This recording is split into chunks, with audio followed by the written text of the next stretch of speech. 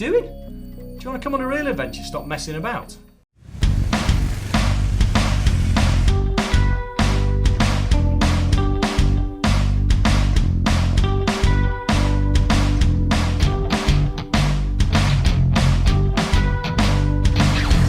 Hi, how you doing? Yeah, good to see you. Good. Yeah.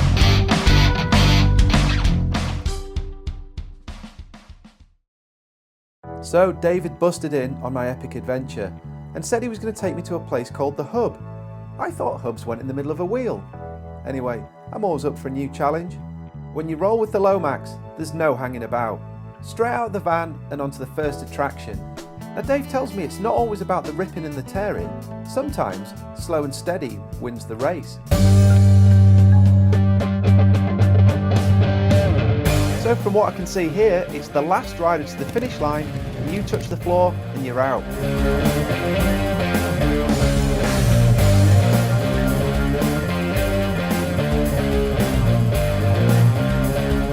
I owe it all to my daughters, all 5 of them.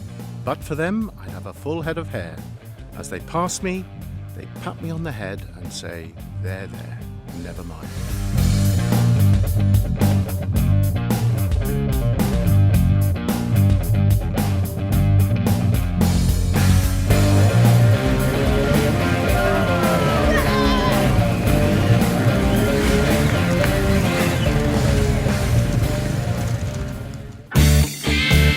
So after witnessing the insane speeds at the slow race, Dave then took me to the other parts of the venue where we had a look around some of the bikes.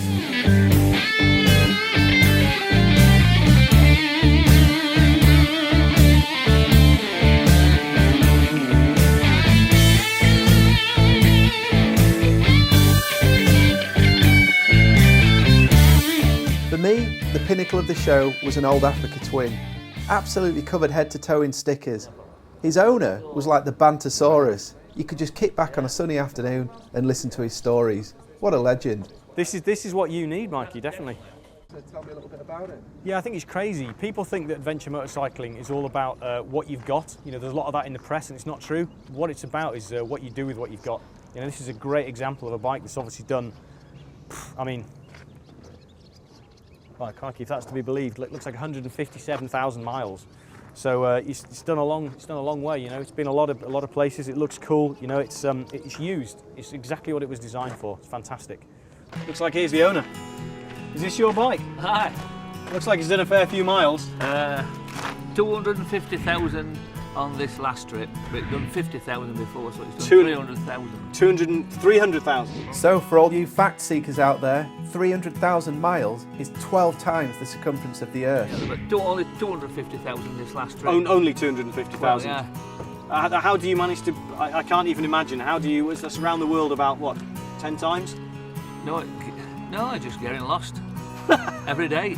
Yeah, you just keep getting lost and just Well, keep travelling. I'm not really lost because I don't know really where I'm going to. So you must have met some interesting people on your travels. Oh, aye, all over the world. I'm a mechanic, Right. and I understand animals, cows, sheep, pigs, stuff like that. Bit farming background. Yeah. Right. And I go around looking at farms, and I only can speak English, just. Yeah. And I make myself known, and I stop on farms, and everything that's rotten, I mend.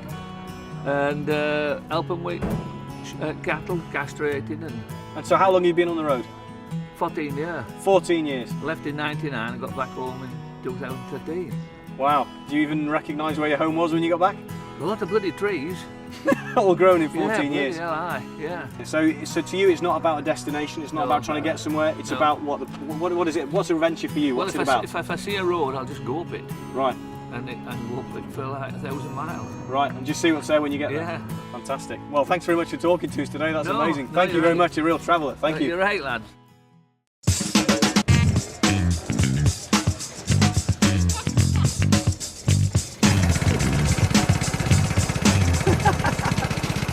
Do you do a wheeling with him on? Yeah. With the goggles?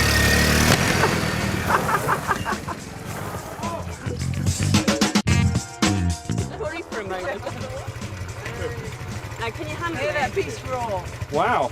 So I sit down on it, do I? Go for it. That's it. Go, go on.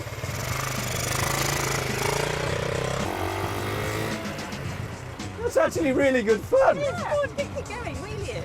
I'm not sure about that, but that's it. That's actually really good fun.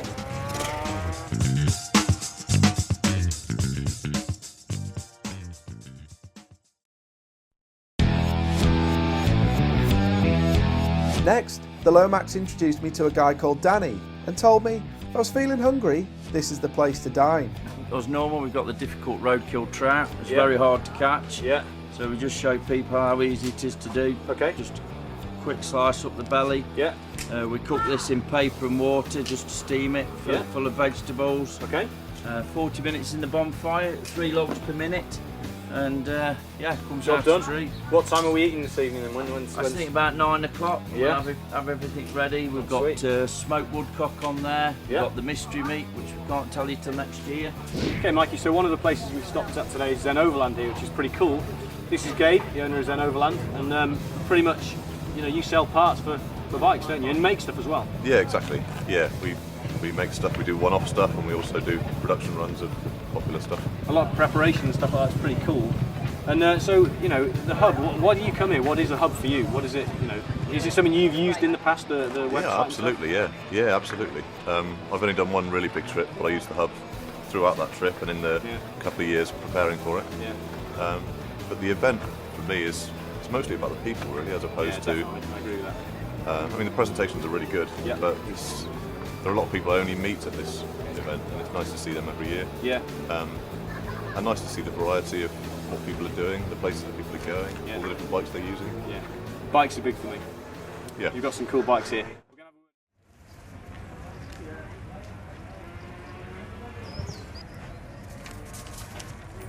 Mikey, what are you doing? 9 o'clock. We're supposed to meet some real cool people. I've had enough of meeting cool people, Dave. You've been making me meet cool people all day long. These are really cool people. Come on. All right, the Lomax has dragged me away from looking at the lovely Kim Marsh there in the paper. I'm a bit depressed about that, but says he's got a couple of interesting people to meet, so see what he's got. Are they hot chicks we're going to meet, Dave? They are, in their own special way, hot to some people, I'm sure, yeah. There is an interesting person. Who have you got then, Dave? This is Ed. Ed, nice to see you. Mikey, this is an interesting person. So, Dave says you're an interesting person, so tell us why you're interesting. Some people think I'm interesting because in 2011, basically for a bet, I decided to post my Honda C90 motorcycle off to Malaysia and then ride it home. Not really sure why. It was initially inspired by the Top Gear Vietnam special, but I thought, why not ride home? So literally put it in a crate and sent it? Yeah, that was it, yeah. It was my first time outside Europe. I'd been on a 1 week holiday to Turkey and that was it. So I just posted it over to the other side of the world and started riding home. And somehow I've ended up with the ultimate irony of, for some reason, I'm a bit different because I ride the world's most popular motorcycle. Which doesn't actually make sense. It's an oxymoron, isn't it? Yeah. It's ridiculous. Someone was telling me there was an injury along the way. Was it in a Polish nightclub or something? Someone bust their ankle? Oh, I forgot. I forgot that in last night's presentation. Yeah, on the trip we suffered 2 cracked ribs. The first one was when the 74-year-old dropped his bike at the start of the Gobi Desert, which, I mean, is like, for a start, a 74-year-old riding across the Gobi Desert, led by, you know, Captain Moron here. And then the second cracked rib was when we decided to go pole dancing in Krakow, in Poland, rather fittingly. And yeah, that was bizarre. You've obviously got a part of you that's like a streak of kind of, you know, what the hell, let's just go and do some mad shit, you know. And that's definitely there, isn't it? And on the YouTube channel there's some awesome stuff on there which is pretty mental. You know, what are your favourite memories from that, the crazy stuff you've done? Favourite memories were it was when I bribed the Cambodian army with 200 quid and I was riding around one-handed firing belt-fed machine guns. I did see that. The not so favourite part was that the first time that my mum found out about that was on YouTube. I bet it was, yeah. Didn't go down too well. No. But of course, luckily, because she saw the video uploaded to YouTube, she knew that I must have lived. You must have survived the occasion. Yeah, you couldn't. Yeah, and it's just. Is it like a bit of a mix of like the boys' holiday mixed with adventure? Is that how you'd sum it up? Yeah, it's actually, yeah, that's a very good way to sum it up. It's It's what adventure motorcycling should be. Correct. Which is fun. It shouldn't ever be anything else. That's the point. Do you think in what you try and do, Dave, with the clothing and things, do you think what Ed's doing right now, it reflects in what your passion is with it? I think our passion isn't really about kit. Our passion and our message is if anything, kind of strange. It's, you know, it doesn't matter what bike you go on. It doesn't matter what clothing you wear. The most important thing, number one, is go. That's the thing, just go. You know, and there have been a number of people in the industry for a long time who've been trying to shout. You know, people like Austin, Vince, Ed's now sort of doing the same thing. We're trying to say the same thing. The whole of the Horizons Are Limited here are all trying to say the same thing. You know, you can listen to all the big marketing guff and all the stuff that goes along with it, or you can just go and buy the nearest bike you see in the nearest shop, put your leg over it and ride off, and you'll be just fine. You'll have a great time. That's the message, isn't it? That's, you know, the fact that we make money by selling parts to people. You know, if they want to buy our stuff, they can do. You know, we sell good quality kit, and that's fine. But you know what? If they have a choice between buying an expensive coat or going riding, the answer is leave the coat where it is on the ground, jump on your bike and go. That's the point, isn't it? But if you can afford both, if you can afford to stay warm and dry and comfortable, and that's great. But you know, you shouldn't shouldn't not travel because you want to buy a nice coat. That's brilliant. Thanks very much for that, Ed. Really appreciate it. I didn't know you had movie stars here, Dave. Yeah, that's not a movie star. That's bigger than a movie star. That's Mr. Austin Vince.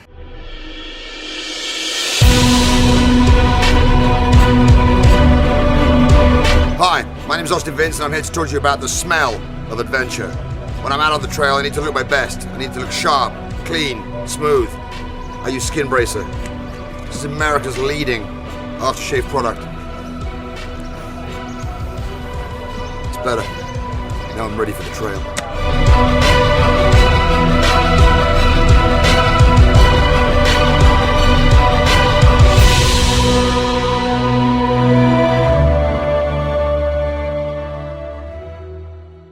You won't be able to stop people motorcycle traveling, motorcycle adventuring on a serious level. People doing big, long, groundbreaking trips. Countries are closing down and opening up all the time. Iran, which was not a sensational venue to drive across in 1970, is now one of the great must-go-to adventure motorcycle destinations. It's been sealed off for so long.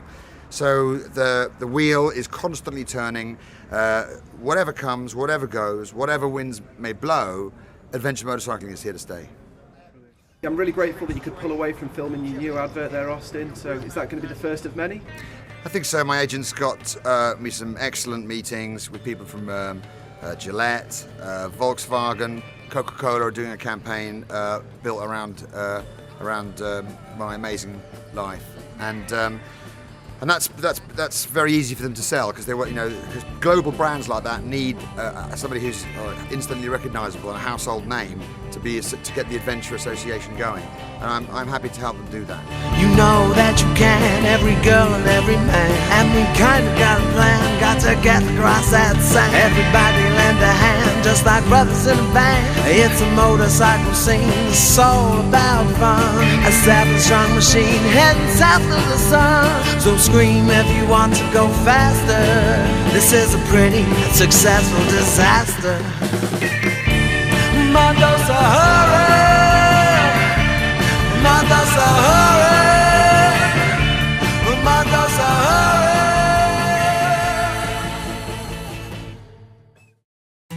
For details of your local Climb supplier, please visit the website adventurespecdistribution.com and check out these videos for more detailed technical information on some of Climb's product range.